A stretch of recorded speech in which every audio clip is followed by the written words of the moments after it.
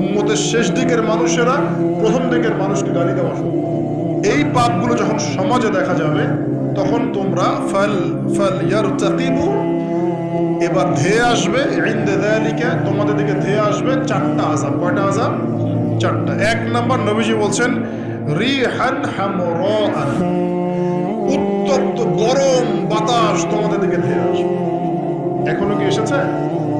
আসবে। আমি রিসার্চ করেছি, এই নাসা এই গবেষণা শুরু করেছে, সূর্য থেকে এরকম ক্ষতিকর কিছু উত্তপ্ত বিকিরণ আসতেছে পৃথিবীর দিকে এবং সামনে আসবে পৃথিবীর দিকে। দেখে নিয়ে নাসাও বলছে এটা আসবে, কারণ ওইখানে হিলিয়াম গ্যাসের বিস্ফোরণ হচ্ছে সূর্যের মধ্যে। ওখান থেকে এমন উত্তপ্ত কিছু আসবে যেটা পৃথিবীকে ধেয়ে নিয়ে আসবে। আল্লাহ মাফ করুন। রিহান হামরা, নবীজি বলেছেন গরম উত্তপ্ত বাতাস তোমাদেরকে চাপিয়ে দেওয়া হবে। এবং এই যে ভূমিকম্প আল্লাহ চাপিয়ে দিবেন এই পাপগুলোর কারণে। আর কি হবে? এবং ভূমি ধসে যাবে, নিচে ভূমি কি হবে? ধসে যাবে।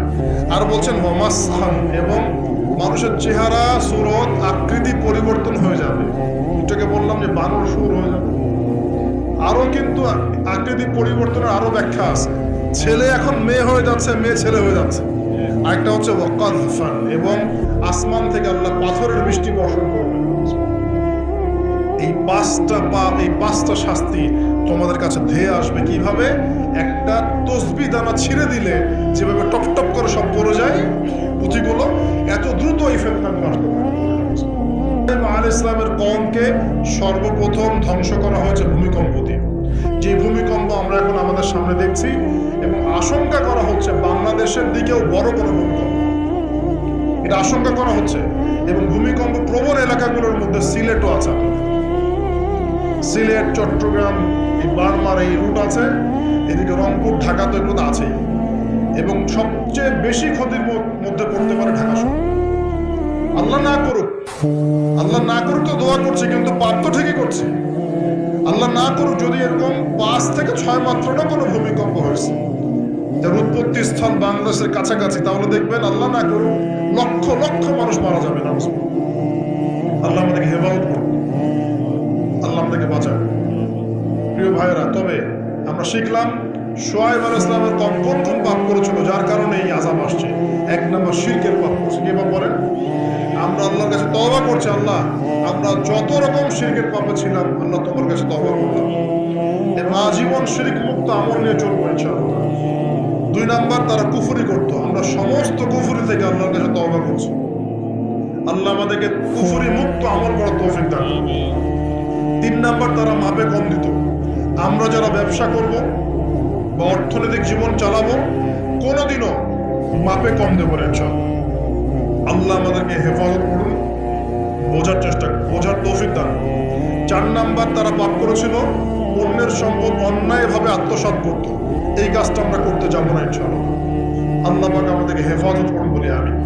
আর এই উম্মতে মুহাম্মাদিয়া আর কি কাজ করবে যার কারণে এই পাপ আসবে?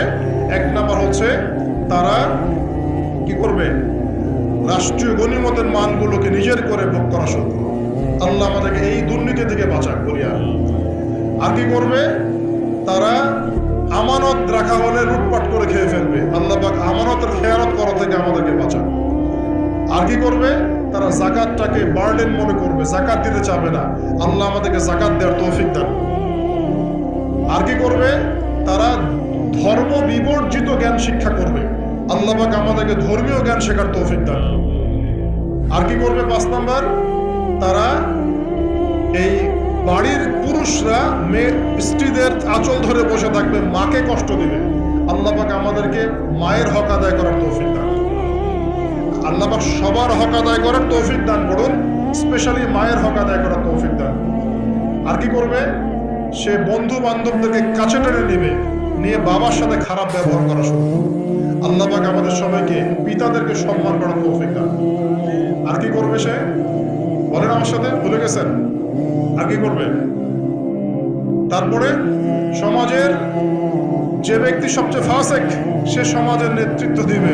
আল্লাহ পাক এরকম ফাসেকদের নেতৃত্ব থেকে আমাদেরকে বাঁচান। সমাজের সবচেয়ে নিম্ন শ্রেণীর মানুষ জিম্মাদার হয়ে যাবে সমাজের, এখান থেকে আল্লাহ পাক আমাদেরকে বাঁচান। মানুষ সম্মান করবে, মানুষকে ভয় করে, আল্লাহ পাক মন থেকে সম্মান করার তৌফিক দান এবং সম্মান পাওয়ার যোগ্য হওয়ার তৌফিক দান। আর কি করবে? তারা মাদকদ্রব্য পান করা শুরু করবে, আল্লাহ পাক আমাদের সবাইকে মাদকদ্রব্য ছেড়ে দেওয়ার তৌফিক দান। আর কি করবে? তারা মেয়ে নর্তকী নাচাবে, গায়িকা নর্তকী নাচাবে, এসব গায়িকা নর্তকী থেকে আল্লাহ আমাদেরকে বাঁচাবে। কি করবে? তারা কানের উপরে বাদ্যযন্ত্র প্লে করবে, মানে বাদ্যযন্ত্র নিয়ে সময় কাটাবে, আল্লাহ পাক আমাদেরকে সমস্ত বাদ্যযন্ত্র ত্যাগ করার তৌফিক দান। এবং শেষ জামানার মানুষরা প্রথম জামানার মানুষকে অভিশাপ দিবে, আল্লাহ পাক আমাদেরকে সলফে সালেহিনের মতো মানুষ হওয়ার তৌফিক দান। এবং সর্বশেষ যে বিষয়টা সেটা হলো যে মাদকদ্রব্য পান করে এর নাম রাখবে ভিন্ন। যখন এমন কাজ মানুষ করবে তখন ধেয়ে আসবে গরম বাতাসের আযাব, ভূমিকম্প, জালজালা, সিরিজ ভূমিকম্প, আরো ধেয়ে আসবে মহামারী, আরো ধেয়ে আসবে খসফন, মানে একদম ধসে যাবে জমি, কযফান, আকাশ থেকে পাথর বর্ষণ, মাসখান এবং চেহারা বিকৃতি। এই মিশর থেকে হিজরত করে তিনি এই শুআয়ব আলাইহিস সালামের কওমে মাদিয়ান এখানে চলে গিয়েছিলেন। এখানে তিনি একটা গাছের নিচে বসেছিলেন। বসে তিনি দেখলেন যে কিছু মানুষ গবাদি পশুদেরকে পানি পান করাচ্ছে আর দূরে দুটো মেয়ে দাঁড়িয়ে আছে। তো মুসা আলাইহিস সালাম তাদেরকে গিয়ে বললেন, আপনারা দাঁড়িয়ে আছেন কেন? তখন সেই দুটো মেয়ে মুসা আলাইহিস সালামকে বললেন যে আমরা দুর্বল, যতক্ষণ না তারা তাদের পশুদেরকে পানি পান করিয়ে চলে যাচ্ছে ততক্ষণ পর্যন্ত আমরা পানি পান করাতে পারি না। তখন মুসা আলাইহিস সালাম তিনি শক্তিশালী ছিলেন, বিশ্বস্ত ছিলেন, তিনি তাদের হয়ে পশুদেরকে পানি পান করালেন। এবার সেই মেয়ে দুটো বাসায় চলে গেল। বাসায় চলে গিয়ে কিছুক্ষণ পর মুসা আলাইহিস সালাম আবার সেই গাছের নিচে বসে আল্লাহর কাছে একটা দোয়া করছেন। কি দোয়া?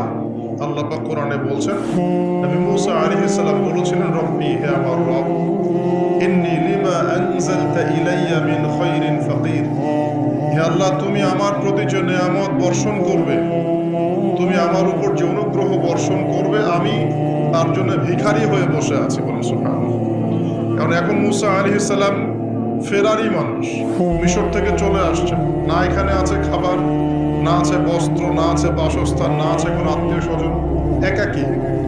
তখন তিনি গাছের নিচে বসে এই দোয়া করছেন, রব্বি ইন্নী লিমা আনজালতা ইলাইয়া মিন খায়রিন ফাকির। হে আল্লাহ, আমার উপর তুমি যে নিয়ামতগুলো দিবে এর জন্য আমি ভিখারি হয়ে বসে আছি। সুবহানাল্লাহ।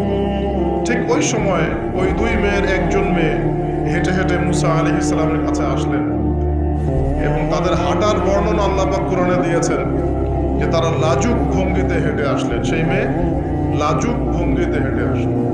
এখনকার মেয়েদেরকে এই হাঁটা কে শেখাবে যে মেয়েদেরকে লাজুক ভঙ্গিতে হাঁটতে হয়? লজ্জা শরম তো সেই কবে উঠে গেছে। তো একটা ভালো কাজ করার পরে মুসা আলাইহিস সালাম গাছের নিচে বসে আল্লাহর কাছে দোয়া করছেন। এই জন্য ভালো কাজের ওসিলা দিয়ে আল্লাহর কাছে দোয়া করতে হয়। এই যে আমরা দোয়া করতে চাই আল্লাহর কাছে, দোয়া করার বিভিন্ন সময় আছে, গুরুত্বপূর্ণ সময় আছে, পদ্ধতি আছে। পদ্ধতির সময় বুঝে দোয়া করলে ইনশাল্লাহ দোয়া ডাইরেক্ট কবুল হবে ইনশাআল্লাহ।